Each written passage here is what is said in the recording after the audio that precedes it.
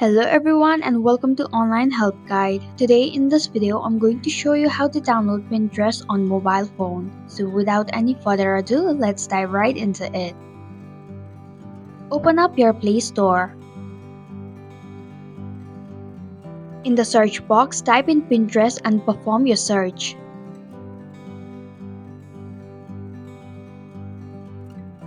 Tap on the Pinterest application.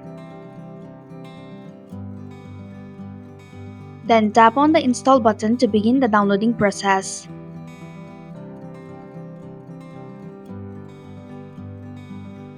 Once the application is installed, tap open to launch the app.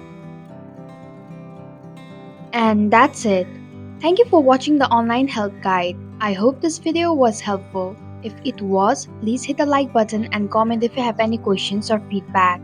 Also, if you are new to our channel, please subscribe and hit the bell icon so that you don't miss our upcoming videos.